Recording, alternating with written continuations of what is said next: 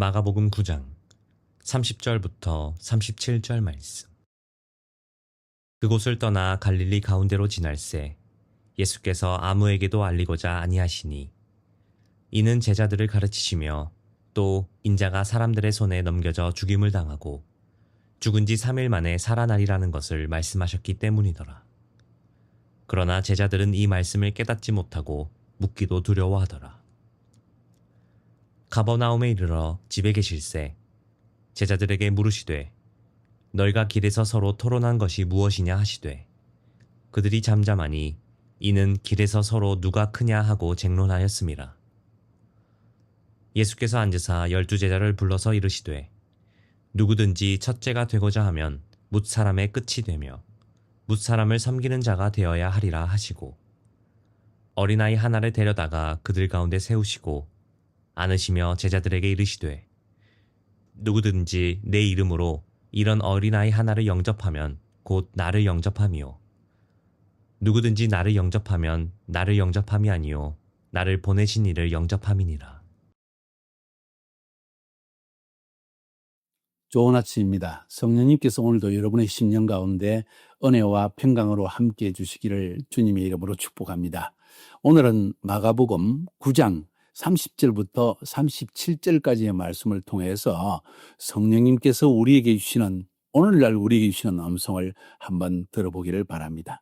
성경 말씀을 우리 삶 가운데 적용하는 것은 굉장히 중요하고 또 어떻게 적용하느냐 하는 것이 중요한 문제입니다. 오늘날 많은 사람들이 성경을 읽지만은 첫 번째로 성경을 깨닫지 못하고 그냥 읽기만 하고 있다는 것. 그리고 깨달은 말씀을 우리 삶 속에 바로 적용하지 못하는 것도 큰 문제 가운데 한 가지입니다. 오늘 주의 말씀을 들을 때 여러분에게 이 말씀이 깨달음이 되기를 원하고 또 이 말씀을 적용할 수 있기를 원합니다. 오늘 본문 말씀은 크게 두 가지의 조그만 사건을 다루고 있습니다.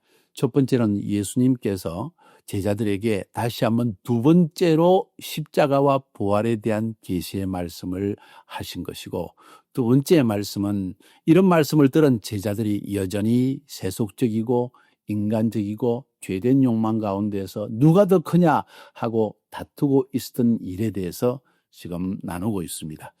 이 두 가지 내용은 서로 연결된 내용이기도 합니다. 크게 제목을 한번 잡아보면은 영적인 깨달음과 우리의 무지. 우리가 영적으로 깨닫지 못할 때 우리는 여전히 죄된 속성 가운데 세속적인 욕망 가운데 속성 가운데 살아갈 수 있다는 것을 오늘 본문은 우리에게 말하는 것이 아닌가. 마가는 이런 목적으로 이 두 가지에 서로 대비되어지는 일을 우리에게 보여주고 있는 것이 아닌가 하고 저는 느껴집니다. 오늘 본문에 본 첫 번째, 예수님께서 변화산상을 떠나서 갈릴리로 가시면서 아무에게도 알리고자 하지 않고 제자들에게 말씀하십니다. 인자가 사람들의 손에 넘겨서 죽임을 당하고 죽은 지 3일 만에 살아나리라. 사람들의 손에 의해서 죽임을 당하고 십자가의 죽음과 그리고 3일 만에 부활하실 것을 주님께서 또 한 번 말씀하십니다. 이제 주님께서 예루살렘에 가셔서 십자가 위에서 대속의 죽음을 가까웠다는 것을 주님은 아시고 마음이 조금 급하시기도 하고 또 하나님의 시간이 이렇다는 것을 주님은 알고 계시고 인지하고 계십니다. 그래서 그의 제자들에게 속히 이것을 알기 원합니다. 이것이 바로 그들이 주님을 따르는, 제자는 그리스도를 따르는 자리인데 그 제자들이 그리스도를 따르는 데 있어서 가장 핵심적이고 가장 중요한 메시지이기도 하며 또 예수님께서 이 땅에 오신 가장 중요한 목적이기도 하기 때문에 주님은 끊임없이 이 말씀을 지금 두 번째로 계속해서 제자들에게 이 말씀을 하십니다. 그런데 놀라운 사실은 32절에 보니까 그러나 제자들은 이 말씀을 깨닫지 못하고 묻기도 두려워하더라. 왜 깨닫지 못했을까?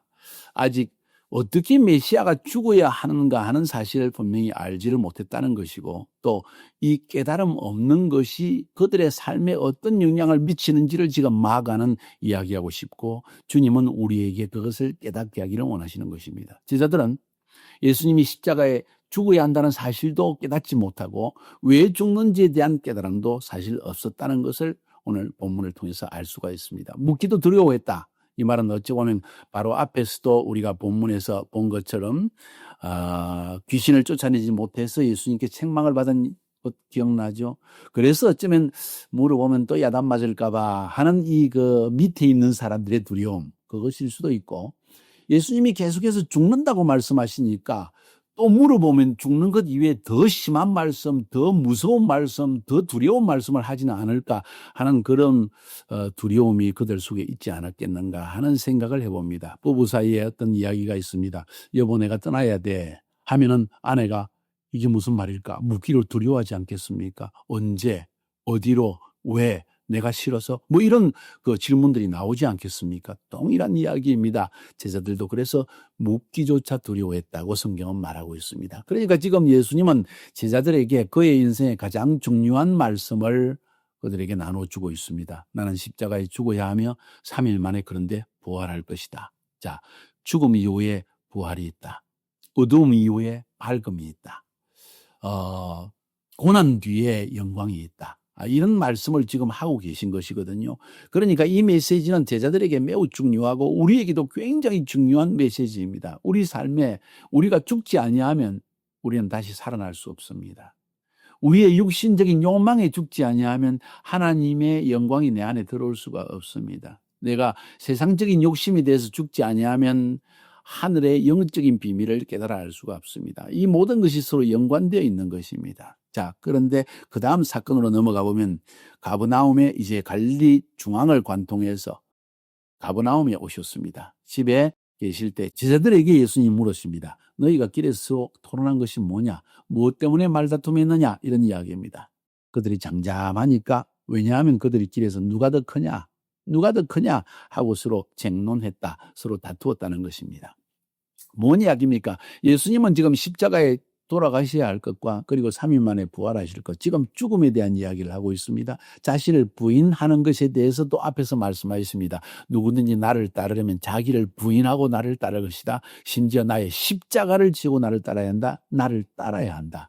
그 길은 십자가의 길이다 하는 것을 이미 말씀하셨는데도 불구하고 제자들은 십자가를 지는 것은커녕 주님을 따르는 것은커녕 지금 누가 더 높으냐, 누가 더 크냐, 누가 더 높은 자리에 올라갈 것이냐, 이런 이야기를 했다는 것입니다. 전혀 다른 두 개의 그림을 그리고 있습니다. 예수님은 왕으로 오신 분이시죠. 왕중왕으로 오시고 또 신들 중에 신으로 오신 하나님의 아들 아니십니까?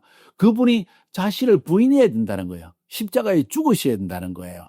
지금 그 메시지를 전하고 있는데 다른 한편의 제자들은 누가 더 크냐, 누가 더 높은 자리에 올라갈 것인가, 누가 더 위대한 자인가, 이런 세속적인 생각으로 가득 차 있다는 것을 지금 마가는 우리에게 대비해서 보여주는 것입니다.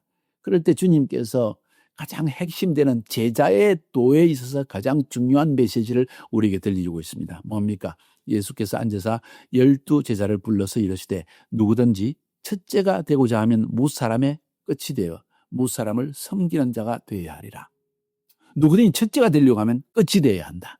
그리고 무사람을 섬기는 자가 되어야 한다. 십자가는 자기를 부인하는 것입니다. 첫째가 되는 것이 아니라 마지막, 존재 자체가 없어지는 것입니다. 또 십자가는 뭡니까? 바로 많은 사람들의 죄를 대신 짊어지기 위해서 십자가를 지는 것입니다. 다른 말로 하면 모든 사람의 죄악을 숨기기 위해서 그들의 허물을 대신 짊어지고 그들의 저주를 대신 짊어지고 죄로 인한 저주까지도 짊어지고 죄로 인한 고통까지도 질병까지도 가난까지도 모두 짊어지고 죽는 것입니다.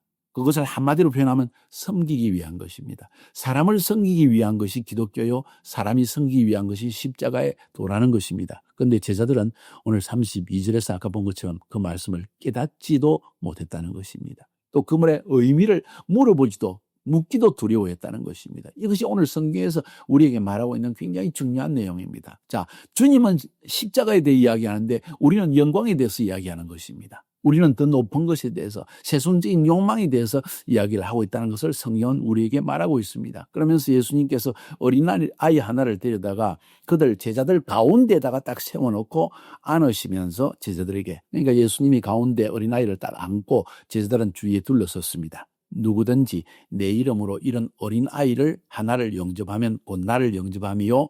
누구든지 나를 영접하면 나를 영접함이 아니고 나를 보내신 이 곧 하나님 성부 하나님을 영접하는 것이다. 무슨 이야기입니까? 그 당시에 어린아이는 종과 같은 신분입니다. 노예와 같은 신분입니다.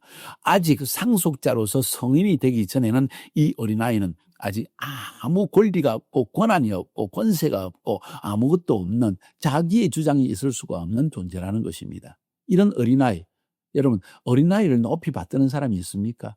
없을 것입니다.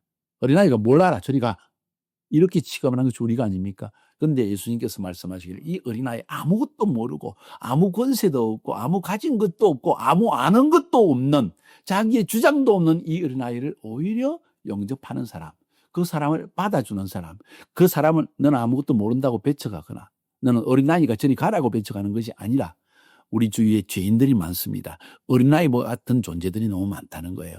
그런 사람들을 받아주는 것이 바로 십자가의 도다. 그것이 자기를 부인하는 것이다. 그것이 무사람을 섬기는 것이다. 그런 사람이야말로 그리스도의 제자로서 자격있다. 이런 말씀을 하고 있는 것입니다. 우리의 삶을 한번 돌아봅시다. 우리는 그리스도의 제자로서의 삶을 살아가고 있습니까? 굉장히 중요한 질문입니다. 오늘날 왜 기독교가 지탄을 받고 사람들의 비판을 받고 있습니까? 이 부분이 가장 약화되어져 있기 때문입니다. 하늘에서 하나님은 우리를 보고 계십니다. 우리가 참된 그리스도의 제자로서의 삶을 살아가고 있는지. 여러분은 어떻습니까? 또 나는 생각해 봅니다. 나는 어떠한가? 나는 정말 섬기는 자인가? 아니면 좀 더 알고 좀 더 힘이 있고 좀 더 권세가 있고 나에게 권위가 있기 때문에 다른 사람을 엇박지는 사람인가?